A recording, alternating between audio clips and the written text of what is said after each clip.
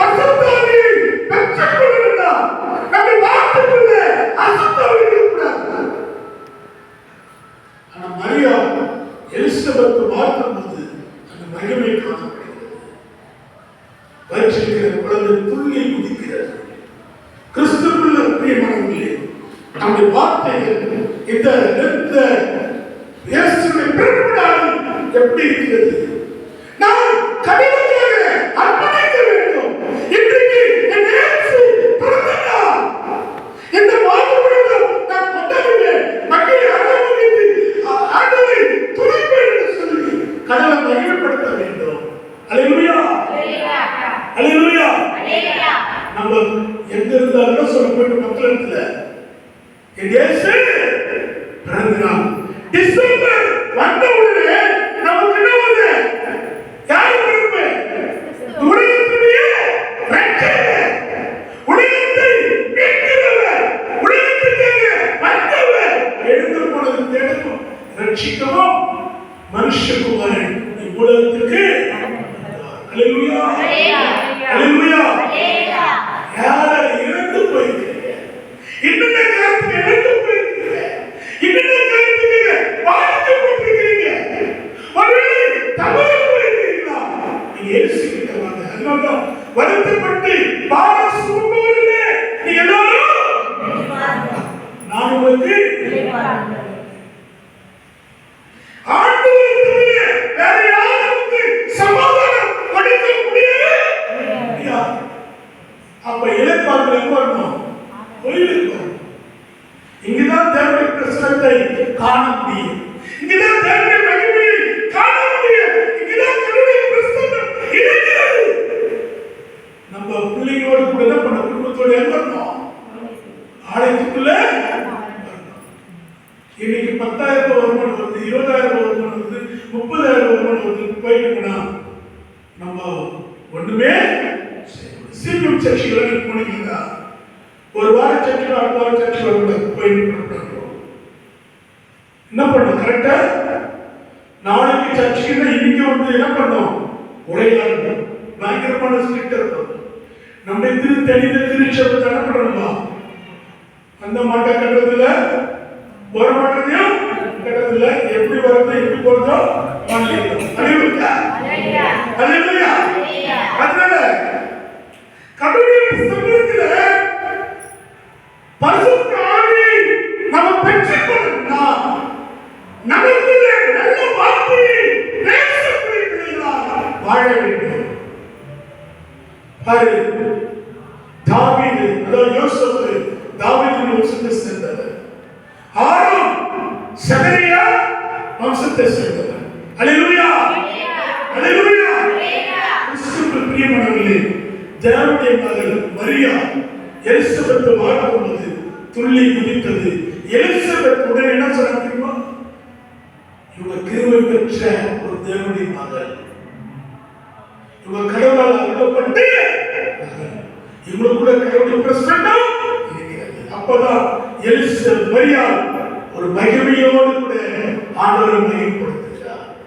உண்மையாகவே என் வயிற்றில் பிறக்கிற யாரு? மேசியாதான். என் இயேசு நான் என் உலகத்துக்கு ரட்சகராக நான் சுமக்கிறேன். அது கர்ப்பத்தில் இருந்தாச்சு. பரிசுத்த ஆவியினாலே, பரிசுத்த ஆவியினாலே புருஷமான இணைந்ததில்லை. பரிசுத்த ஆவியினாலே நிரப்பப்பட்டு கர்ப்பக்கனி உருவாக்கப்பட்டது. எலிசபெத்துக்கும் கர்ப்பக்கனி உருவாக்கப்பட்டது. மரியாளுக்கும் கர்ப்பக்கனி பரிசுத்தாவி உருவாக்கப்பட்டது. பேர் யாருக்கு? எலிசபெத்துடைய குழந்தைக்கு தேவதூதர் சொன்னார், இவருக்கு என்ன பேர் இருந்தது? யோவான் என்று. அதே போல இயேசுக்கு யார் பேர் வச்சது? ஆண்டவருடைய பிள்ளை தான் சொன்னார். கர்த்தருடைய தூதர் சொன்னார், இவருக்கு இயேசுக்கு அல்லேலூயா, அல்லேலூயா. இன்றைக்கு நம்முடைய பிள்ளைகளுக்கு நாம் என்ன செய்யலாம்? பெயரிடணும். என்ன பெயரிடணும்? ஒவ்வொரு கிறிஸ்துவும் செபிச்சு செபிச்சு நம் பிள்ளைகளுக்கு என்ன சொன்னோம்? நல்ல பெயரை வைக்கணும். அல்லேலூயா. அதனால்தான் இன்றைக்கு நாம் ஆண்டவர் சமூகத்துல நோய்க்கு பார்க்கும் போது உண்மையாகவே இயேசு சுமந்த மரியாள் ஒரு அருமையான தாய். அதனால்தான் இன்னைக்கு என்ன பண்றாங்க, வேளாண்மைக்கு போறாங்க. பரிசுத்தாவிலே தாய். அல்லேலூயா. அதனால முடிவு கட்டத்தில் பார்க்கும்போது இந்த நேரத்தில் அடியாரின் வெளிப்பாடு இன்றைக்கு பரிசுத்தாவி மகிமை இல்லை என்றால் நம்முடைய வாழ்க்கையில எதையும் செய்யவே முடியாது. எலிசபெத்தும் மரியாளும் சகோதரிகளாக இருந்தாலும் கடவுளுடைய பிரசன்னத்தினால அருமையான குழந்தைகளை பெற்றிருக்கிறது. இன்றைக்கு நாம் நல்ல முடிவெடுத்துக் கொண்டு நம்முடைய வாழ்க்கையில நல்ல வெளிப்பாடு இந்த மாதம் முழுவதும் நான் இயேசுவின் வார்த்தைகளை போதிப்பேன். இயேசுவின் நற்செய்தி அவருடைய பிறப்பினாலே நான் கூறுவேன் என்ற முடிவோடு கூட இந்த நாட்களில் நாம் முடிவெடுக்க வேண்டும். நேரம் என்ன பண்றாங்க, வரவில்லையா, ஊருக்குமா போறாங்க. இயேசுவின் பிறப்பினாலே இன்றைக்கு கர்த்தராகிய கிறிஸ்துவின் ரட்சகர் உங்களுக்காக தாவீதுவிலே இரவும் பகலும் பாராளுமன்றத்தை அறிவிக்கிறார்கள். இன்றைக்கு நாம் நம்முடைய வெளிப்பாடுகள் என்ன? நாம் கூட இயேசுவின் பிறப்பை நம்முடைய ஊரில் ஒவ்வொரு தெருவாக ஒவ்வொரு இடங்களிலும் இயேசுவின் பிறப்பை அறிவிக்க வேண்டும். அல்லேலூயா, அல்லேலூயா. அப்படி ஒரு முடிவோடு கூட இன்றைக்கு நாம் போக வேண்டும். எப்படி எலிசபெத்துக்கு மரியாள் ஓடி போய்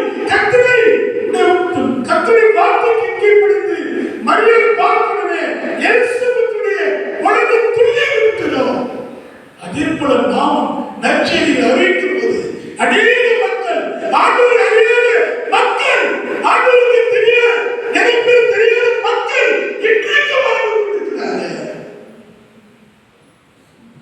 இன்றைக்கு இயேசு யாருக்கு தெரியாமல் இருக்கிறாங்க, இன்னும் பாம்பர்களை பார்த்து கொண்டிருக்கிறாங்க. நம்மெல்லாம் தேவனுடைய பிள்ளைங்க. சீகன்பால் வரலன்னா பெண்கள் படிக்கவே முடியாது. சீகன்பால் வந்த பிறகுதான் ஒரு தூதர் இந்திய நாட்டுக்கு வந்த பிறகுதான் தரங்கம்பாடியில் வந்து தன்னை அர்ப்பணித்ததுனால்தான் பட்டினியா இருந்தார். ஒரு பெரிய மிஷனரி, நல்ல வாழ்க்கை காட்டவர். நம் நாட்டுக்காக வந்து அவர் பெண்களுக்கு கல்வியை கற்றுக் கொடுத்தார். பெண்களும் கற்றுக்கொள்ள வேண்டும், பெண்களும் இந்தியாவில் ஒரு நல்ல வளர்ச்சி இருக்க வேண்டும் என்று சொல்லிக் கொடுத்தார். அதனால்தான் இன்றைக்கு பெண்கள் நல்ல அருமையாக டாக்டராகவும் இன்ஜினியராகவும் கலெக்டராகவும் பல இடங்களில் இருக்கிறார்கள்.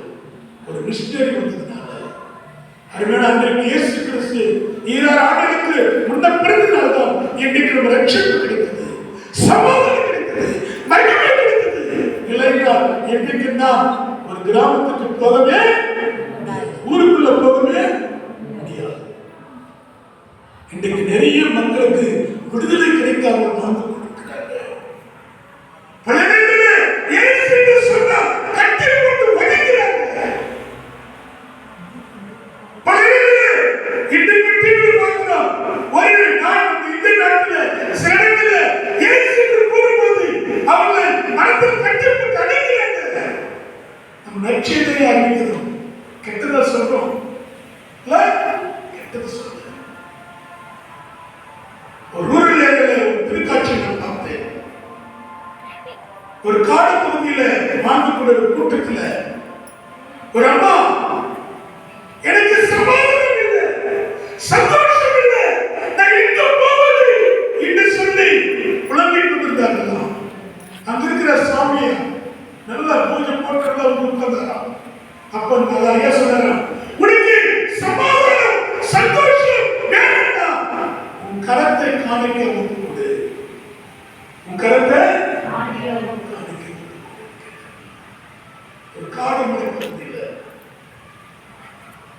ஐஎம்எஸ் என்ற ஒரு திருக்காட்சிகளை ஒரு மிஷனரி வெளிப்பட்ட ஒரு கருத்துகள் போன 2-3 வாரத்துக்கு முன்னாடி நான் மதுரையில அரசடியை படிச்சு முடிச்சுட்டேன். நான் பரீட்சையை முடிச்சுட்டேன்.